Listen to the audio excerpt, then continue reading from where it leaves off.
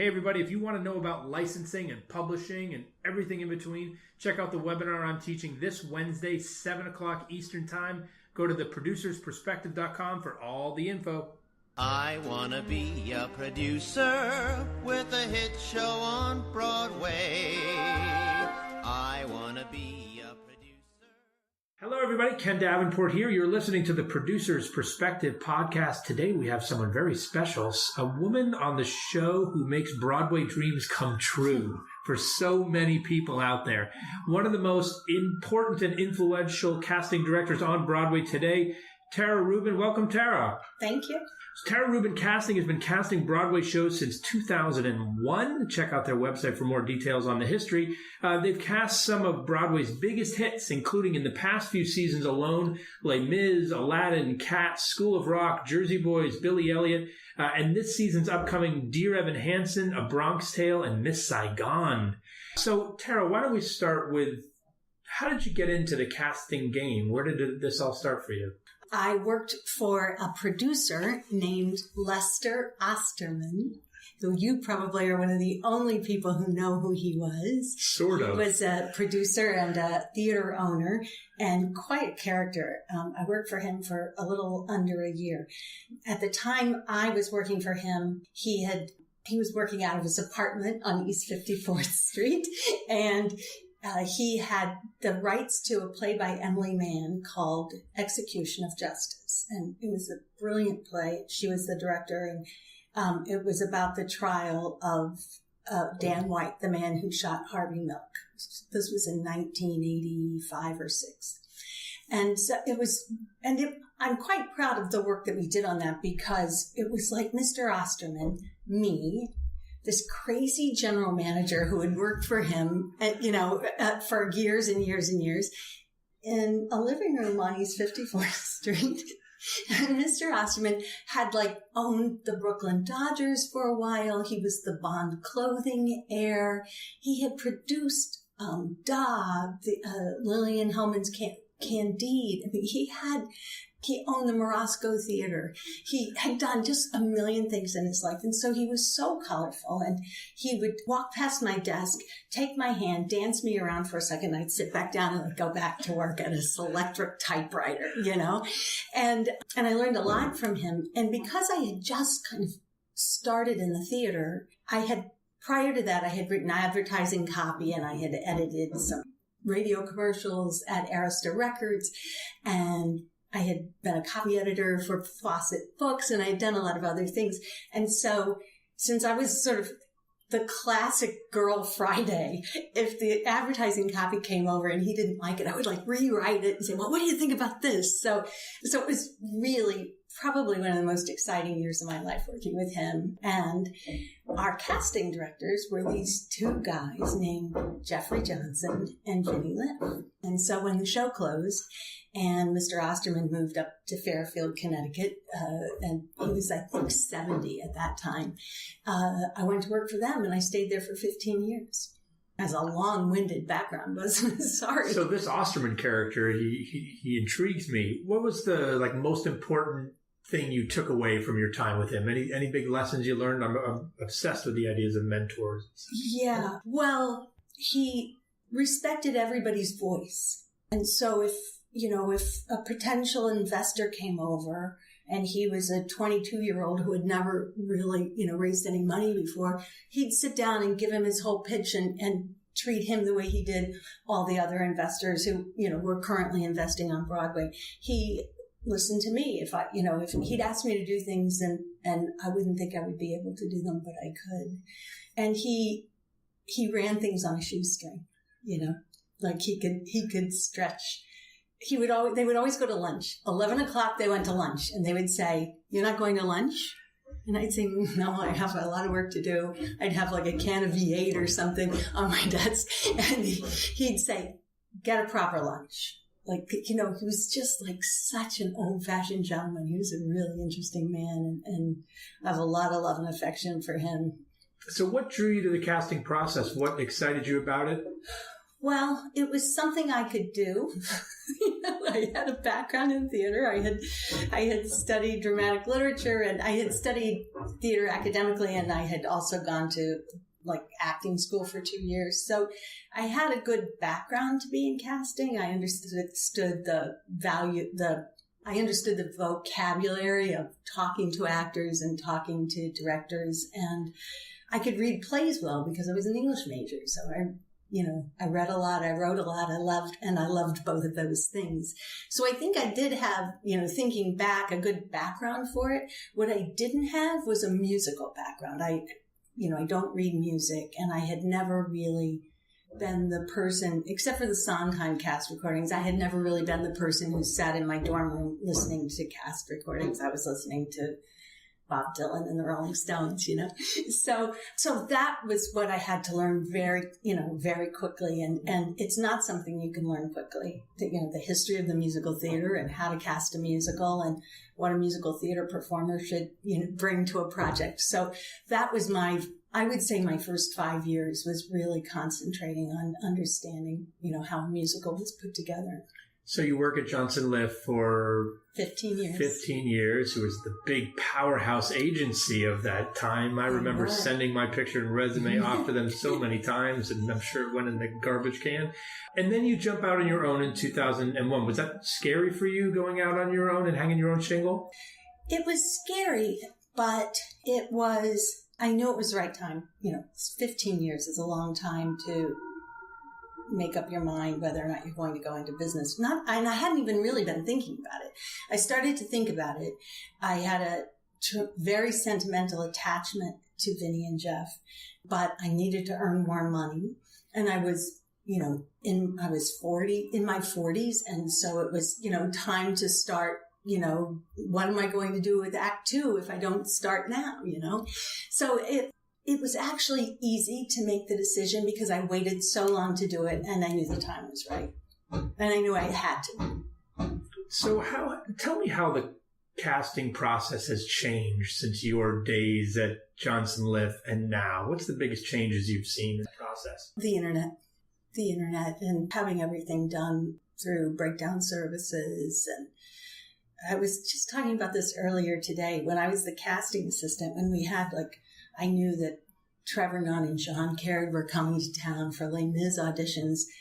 I had to start a week in advance making sure I had all of the pictures, because the pictures came by messenger from the agents. And they were beautiful, glossy pictures, black and white. They were gorgeous. But, I didn't print them out. I couldn't get them in a second the way I can now. So things like that are completely different today. And research, I used to lug around theater indexes to go home and read theater indexes, trying to think who are the guys who would be in their 40s now. And this is what Vinny taught me. I'd go back 20 years in the theater index and see who were those guys then? Because the guy who played that part 20 years ago is exactly the kind of guy I need now. So I would, I was lugging heavy books around trying to do my research. So now I can do all of that in a second. So that's a huge, just from the practical point of view of being a casting director, I would say that is one of the biggest changes. And I think the other changes, of course, there's the whole star-driven part of it. But at the same time, I also think that Broadway is more welcoming of newcomers than they've ever been.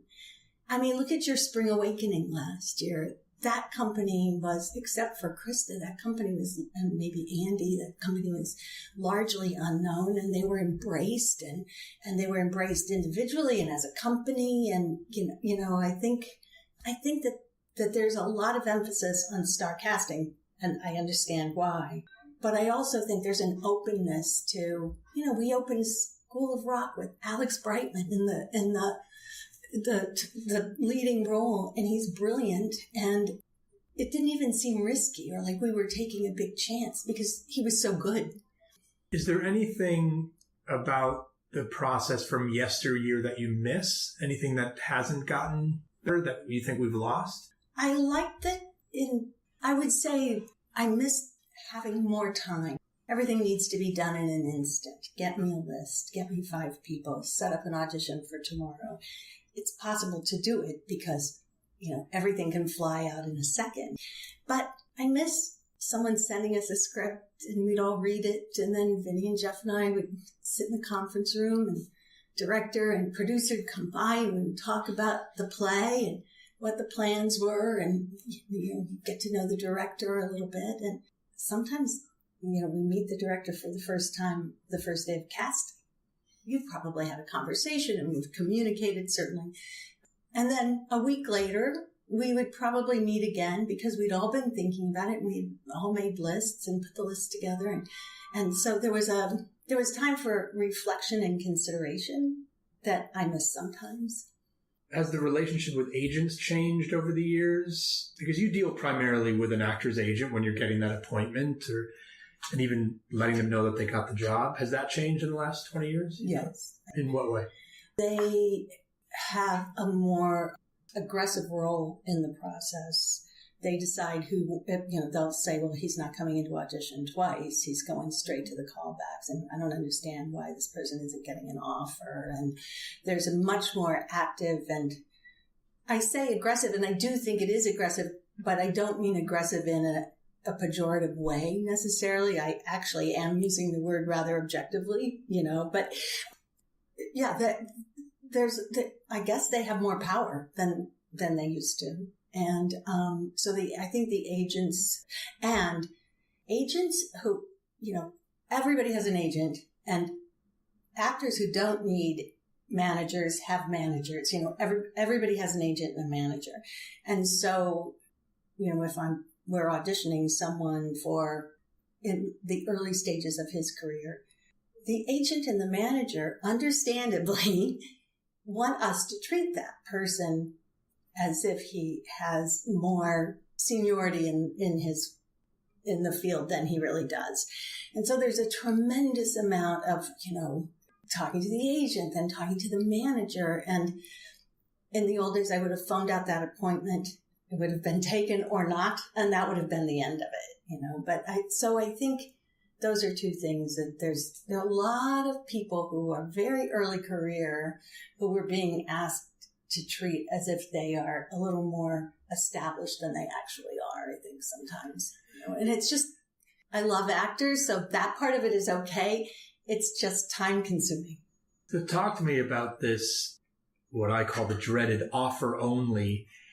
Which for those of you who may not know, this is when an actor will come in for an audition, but says, but I'll take an offer, right? Do you find that offer only is more popular now than it was before? You're hearing this from more people? Sure. In 1990, Bernadette Peters, was offer only for a play or a musical. But, there's a very short list of actors who required an offer in order to participate in a project.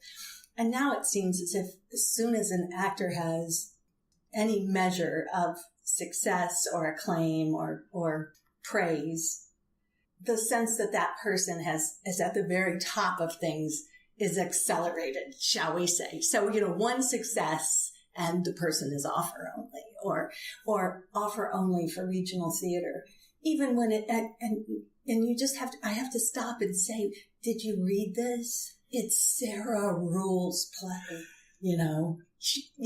And usually I can turn it around and get people to understand, but, to categorically say offer only for regional theater, we're talking about some of the finest theater that's happening in the world, and the American regional theater, and so the idea that someone would categorically not be able to audition for that seems a little ridiculous to me.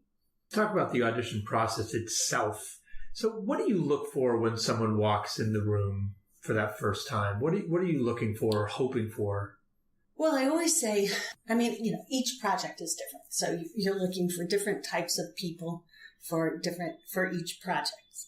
And that's probably the most important thing you need to do to get started is who are the right people to tell this story? And what is that tone? What are those people like? Are they bright and are they people made of primary colors? Are they people made of pastels? Are they people, and So there's that part of it. But as far as the individual, I think you mean when an individual walks in the room. I would say probably the actors who have that gift of being able to share who they are easily are lovely. You get to know them easily. You get to figure out who they are and where they fit in either the world of the play or just the world of my office and projects that I'm working on. So I think when that can happen, we jump ahead a lot of steps. But I don't have to see him again in order to think, was that just an off day? Or who was he really? I couldn't quite get if he was, really super soft inside, or if he was, is he cold, or is he shy, or is he warm, or is he a little too warm? So I guess just being able to kind of show me who you are I love that. I look for that. Besides obviously being extraordinarily talented, is there anything that an actor can do from a marketing perspective to get the attention of someone like you? I always say hard work is the best thing that an actor can do, because gimmicky things or, like mailing campaigns, actors used to do that. I remember a woman who sent a letter in a lavender envelope every Tuesday, and she wanted to be in Les Mis, I think, or those kinds of things make us think that you're not really taking it all very seriously. You think it's something that you can use a marketing tool to show how great you are. I think when an actor comes in and she's prepared and it's clear that she has brought her full self to the audition, that's the best way to get my attention. So one of the things I always am amazed whenever I work with casting directors, including when I've worked with you, is that you not only have to be able to find great talent, dig through all these corners and down these alleys to find these great talent, but then you have to be in the room with many different types of people, directors, producers, writers, and you have to mediate these discussions, right? Talk to me a little bit about that part of the job and how you have to be the ultimate diplomat and negotiate to try to find the best person for the job. How do you work with writers and producers? Well, I feel incredibly fortunate because I work with so many people who are really at the top of their field. And it seems to me, in my experience at least, that those are the people who are the easiest to work with. If you sit down with Des McAnuff, Jerry Zaks, Susan Stroman, you're going to have a pleasant day because they're so experienced and their imaginations are limitless and they are collaborators. And so for the most part, I don't feel like there's a tremendous amount of negotiating that goes on. In musicals, there happens to be the fact that people have to dance and people have to sing and people have to be able, because of the economics of the theater, people have to also be able to cover all the principal roles. And so that negotiation has to happen because we know the dance department has to be able to put together dance numbers that are brilliant, but the score needs to be served. And when the star is out, that guy has to go on and play the leading role. That's when I find that negotiating happens. But I think most casting directors are people, I think, who can read signals and kind of live in the questions and the lifey behavior and the kind of ineffable stuff is very clear to us. And so there are ways to see that, I don't know, I'm making this up, but the dance department is feeling a little slighted. And so there are ways to try to steer the discussion toward that, or that one great dancer who we can kind of highlight right now and see that they actually are going to have great people to work with. And then I always say the secret to my success is that letting people think it's their idea. So, if just put that photo and resume on the table and then someone says, hey, wait a minute, what about him? And I say, oh yeah, that's a good idea. Now I'll never be able to do that again because I've said it publicly, right? What do you do if you disagree with the way that everyone is going? I'm sure that's had to happen a few times in your career where everyone else is like this person, and you know in your heart that that's just not the right way to go. What do you do? It's heartbreaking. It's heartbreaking because it has happened more than once, and not frequently, but you have to hope that you're wrong, even though you know you're not. And you have to trust that your team will make it as good as it will possibly be, even though they're making a mistake.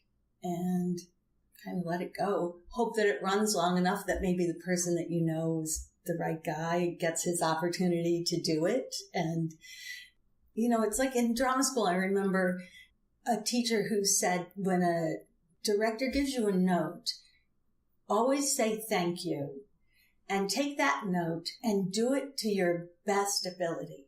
Don't resist it. Don't criticize it or analyze it. And because it will be clear whether the note works if you do it proper, So I think I've always sort of applied that to my work in casting. When I take a lot of notes from directors and writers, and I try to do exactly what they've told me to do sometimes, and then hope that there will also be enough bandwidth in the imagination for a few other suggestions that weren't necessarily, in their imagination at that time, and maybe be able to open things up. I don't think I have ever said to a director, I don't think that's right. I don't think we need that person. I think we need, I wonder if there is a casting director who's done that, who said, I don't think it should be that way. I think it should be this. Even if I think that, I'll find another way to see if I can prove it or not, so. Sounds like a great way not only to work, but also to live. If someone tells you something, yeah, okay, let me look at that and see how to make that a little bit better. What's the biggest mistake that actors make when they walk in the room? But I think the biggest mistake is when they don't read the signals, when they don't understand that no one reached out to shake your hand, so it isn't necessary for you to approach the table and shake everybody's hand. We will let us set that tone, and some teams like us to introduce every person. And if there's somebody illustrious at the table, you want to say, here's Susan Stroman to see you today. Here's Jerry Sachs. It's like you know that it's an event for the actor, so you want to make sure that introduction is made. It doesn't necessarily mean that they have to shake hands and spend a minute and a half talking to each other. So I think actors should try to read those signals and understand that we're going to help them by setting the tone that works for our team, And I think that's sort of being overly friendly and assuming sort of maybe a closer relationship with the people in the room than actually exists. That's sometimes a mistake. The person is probably a wonderful person, and it's just like maybe nervous behavior or whatever. But the fact is that the team only has that behavior to kind of get to, to judge you by. And so I think that's probably it. That's a good one. I'm laughing over here because it bothers me when they come to shake my hand, and it just takes so much time in the whole bit, and I just want to get on with it. And I'm laughing because I've been in audition rooms with you where you guys were so good at like, hey, this is the theme. Okay, there you go. We'll direct you over there. Now you can sing your song, which I love. So we talked a little bit about star casting. So this process, do you enjoy this process of, tell me a little bit about, I call you, which I have, and said, hey, I've got the rights to this play. I need a star. Then what? I mean, initially, it's really exciting. I think it depends on how realistic the creative team is. There are some teams for whom it's very, what can I say, the process of star casting works. You don't always, even with like your star directing and, team, you don't always get to the place where you want it to be, because stars really don't enjoy working in the theater all that much. They have to do 8 shows a week. They only, they don't get time off. They have to live like monks in order to, be able to get through it all the time. And they don't earn as much money. So the incentive for stars to, as one manager said to me one time, take time off from his career to be on Broadway. So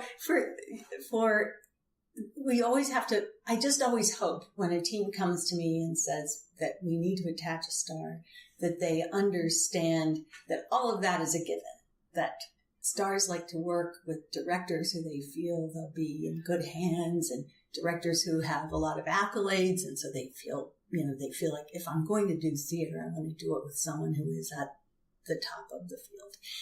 So there's that part of it.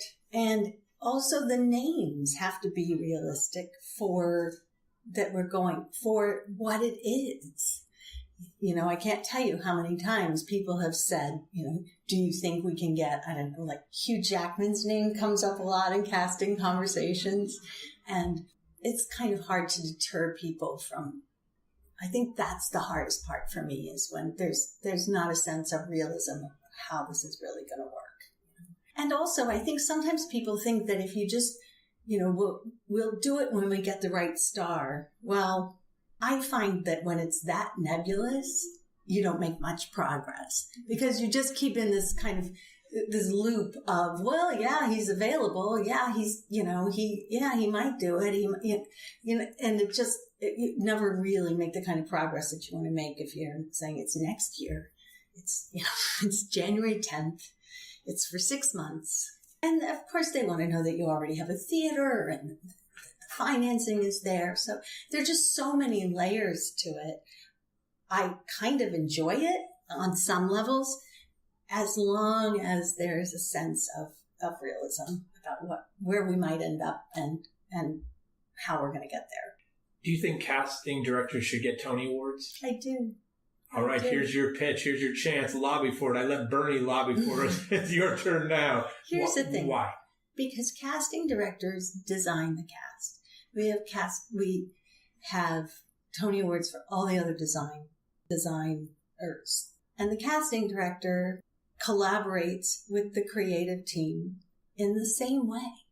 The opposition to there being a casting director Tony Award usually goes like this. They don't really make the decision. It's the director. No one would really know how to vote because you don't really know what they really do. Well, I don't think the average Tony voter knows what the sound designer does. I don't think they know exactly how William Ivey Long goes about his process, but they see the costumes on the stage and they know whether or not they're appropriate and exciting for telling the story. And that's exactly what casting directors do. And yes, sometimes a star is attached, but unless it's a one-person show, there's still an enormous contribution that the casting director has to make. We have to find the people who we have to make the village that's on the stage. So yes, of course I do, Ken. I knew the answer to that, but I wanted you to say it. Of all the casts you've put together, do you have a favorite? Oh, I know it's like a favorite kid, and you don't have to name a specific performer, but of all the shows you've cast. I mean, they're different. I can name a couple. I really loved casting Contact. That was really exciting because we made it up, and so I was just bringing in great dancers, and I'm sure it was all completely Technicolor in her brain already, but that was really exciting. Billy Elliot was really exciting. So that was a long process, and trying to find guys who could dance the way they needed to dance and still seem like minors and seem like they were denizens of a world that was really different from New York City. And the political message was meaningful to me, so I think that cast was really important. School of Rock was so fun because we had never tried to find kids who played instruments before. We had cast a lot of children over the years, but I'm proud of that cast. I'm really proud of the Bombay Dreams cast. Oh my gosh, I love it. That was we had casting in Toronto and Vancouver, LA, New York, London, Chicago, and we cast people in every city.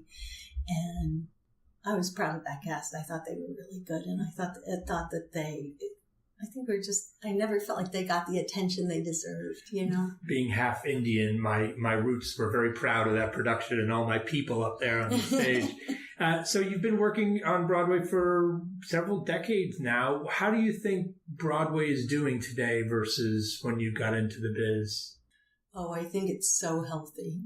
I thought last season even if Hamilton hadn't happened last season, look at what else happened last season. From Spring Awakening to School of Rock to Color Purple, that production was amazing. I think we should have Holler If You Hear Me, and we should have She Loves Me, and we should have everything in between. And we pretty much do.